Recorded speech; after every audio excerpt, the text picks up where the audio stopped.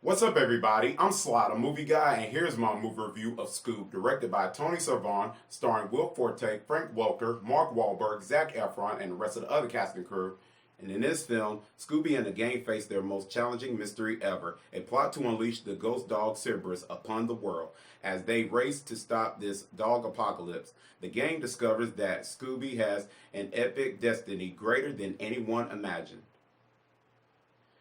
I'm a massive Scooby-Doo fan. I love the Scooby-Doo Where Are You that came out in 1969 in the 70s. That was one of my favorite Scooby-Doo animation TV series. And What's New Scooby-Doo that came out in the early 2000s.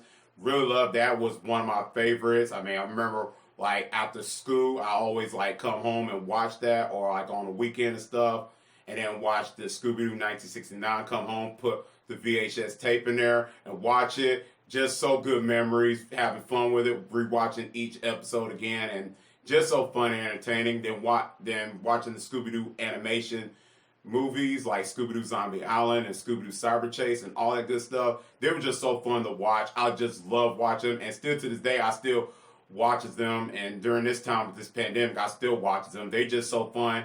And hearing that a Scooby-Doo movie's coming out, I was just so excited to watch it because it's been a while since we had a Scooby-Doo movie on a big screen, since 2004 and stuff. And that was Scooby-Doo Monsters Unleashed. So I was excited to see a Scooby-Doo movie coming back on a big screen, but unfortunately it went straight to VOD because of this COVID-19 pandemic thing, which that was a downfall because I was looking forward to seeing it in theaters, but instead I had to check it out on VOD.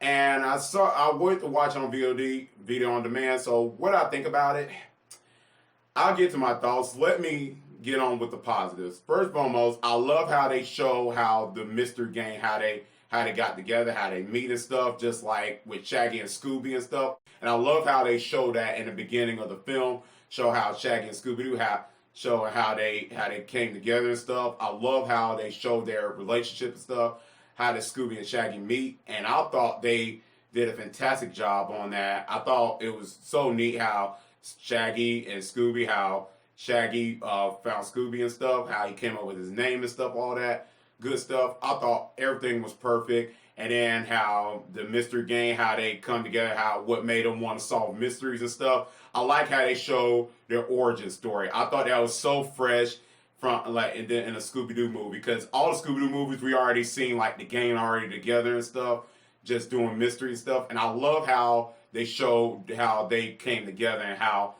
they become friends and stuff. I thought all that was good. I liked their relationship build up, how they feel with the characters, how they feel for one another and stuff like that. I thought all that was really good. I love how they added the nostalgia stuff in there for Scooby-Doo fans, especially for me. I love how they did that, especially the Scooby-Doo theme song from 1969 when that started playing like around like I think 3 to 4 minutes of the film. When it came up, I was like, whoa.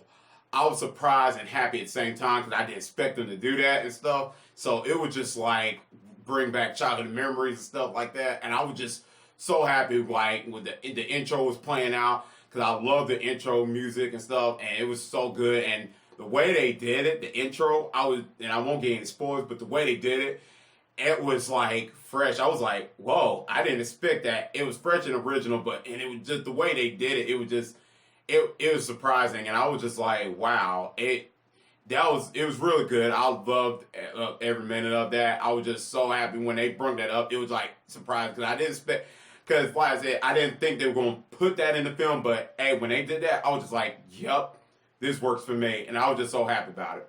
The pop culture reference, because always in animation films, they always do pop culture references and stuff like that just to make the film fun and stuff.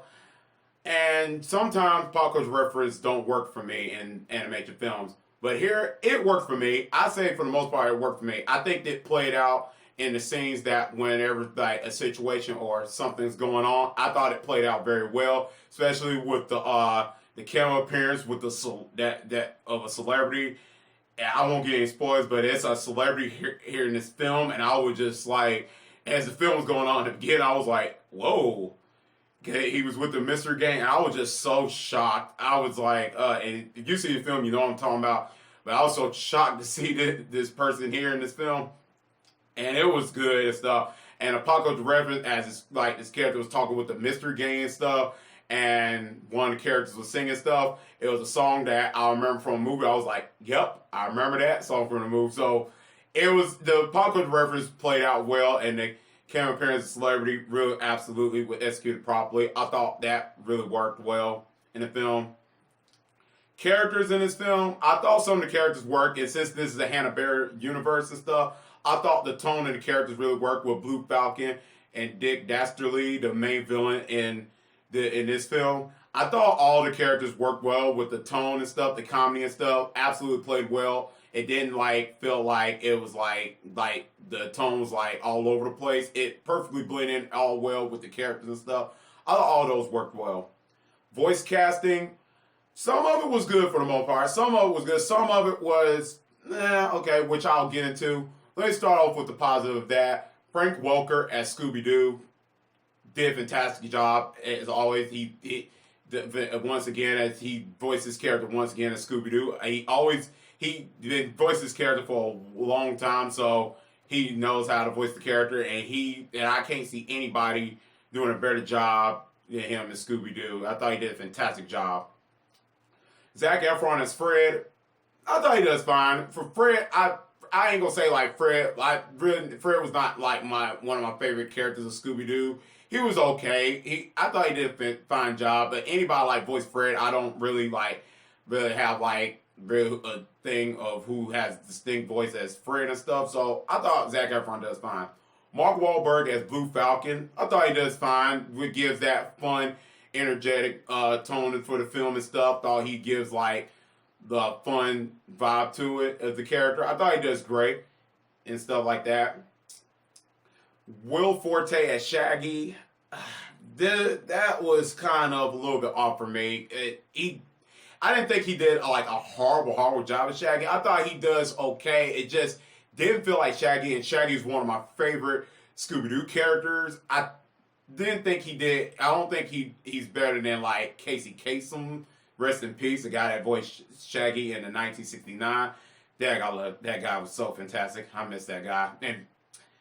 And Matthew Leonard as Shaggy from the live-action Scooby-Doo. I thought he did fantastic as Shaggy in the live-action Scooby-Doo film, which he could have just did the voice of this character because he did a fantastic job as a live-action Shaggy, of which he just came here. But then again, like I said, Will Forte I didn't think was really horrible, but it was not always the Shaggy I remembered. So I thought he does fine. I think the voice cast for the most part was okay in the film. I thought they do a fine job. It wasn't the best voice work of all time. But like I said, Frank Welker as Scooby-Doo, just fantastic. Now to the storyline. Since this is a Hanna-Barbera shared universe and stuff with all the characters that came involved with the SCOOB movie and stuff, I thought that was one of my issues and stuff. I don't mind them having the Hanna-Barbera characters all in the same universe, but as a story, it just didn't work for me. It didn't work for me for the majority of the film.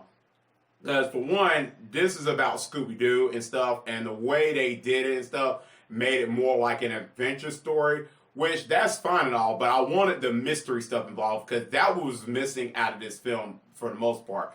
When in the very beginning of the film, we see all the mystery gang and all this stuff, so we're woo, we're in for the ride. But then after the intro stuff, and we get to as the story was going on, it doesn't go for that throughout the film, the mystery stuff that we used to see in the Scooby-Doo fans.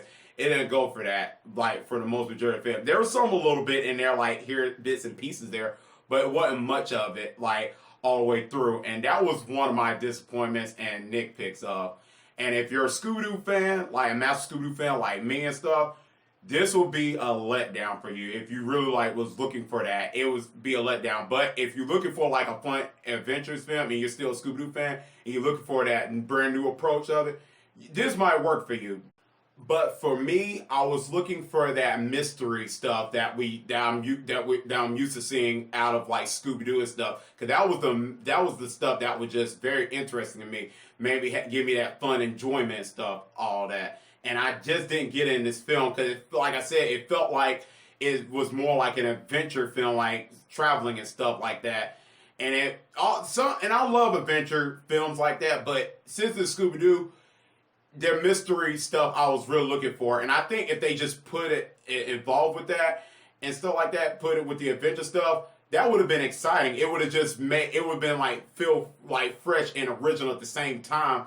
And what I mean by that is it just, because the majority of the time, like, we had like our characters, like one of the Scooby-Doo characters was just like with the Blue Falcon and the gang, and the other part was like with the was down just traveling stuff, trying to find out where the other gang friends are at and stuff. And it just did not work for me in the film. It just kind of, some of it felt like a little like uninterested. Some parts I was just like feeling a little bit bored. I was like, I want to see some mystery stuff, and that I didn't get that, and that was like one of the disappointments. And I felt the story didn't was structured properly and stuff, the way how it was played out. So that was just like one of my disappointments and nitpicks of the film.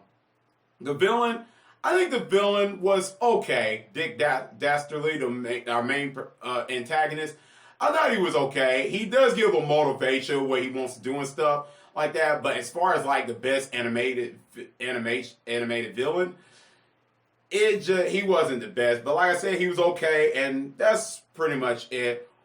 Overall, is this the worst animation film? No, it's okay. I would say it's about one of like the average animation films I've seen and stuff. But I can see kids like enjoying this and stuff, because like I said, with the adventure and stuff and all that, and the characters with Blue Falcon and Scooby-Doo and stuff like that, I think kids will find this a very enjoyable film. They'll have fun with it, and I recommend you letting your kids check this out. I think they'll have a fun time with it. For adults who grew up with Scooby-Doo, I can see this being a disappointment, because that mystery stuff is not much in this film and stuff, that they didn't like put a lot in there. For Scooby-Doo fans, I can see this being a disappointment. But hey, some Scooby-Doo fans, you might enjoy it, and that's fine, because there's some stuff to enjoy in this film. But overall, I think this is an animation film that just didn't hit like all the cylinders for me, and that's pretty much it. I'm going to give this film a C. Let me know in the comment section down below what you think about the Scoob movie. Did you like it or not? Let me know. And let me know what's your favorite Scooby-Doo animation film or cartoon episodes, anything related to Scooby-Doo. Let me know that in the comment section down below. I would love to know everything. If you're a Scooby-Doo fan, let me know all those good things about Scooby-Doo, because I'm a massive Scooby-Doo fan. I would just love to know thoughts from Scooby-Doo fans. What's your favorite things about Scooby-Doo? And that's pretty much it. And as always, if you like this video, click thumbs up. And if you're new to the channel, click subscribe and the bell button. That's so I can see you next time on Sly the Movie Guy. Peace.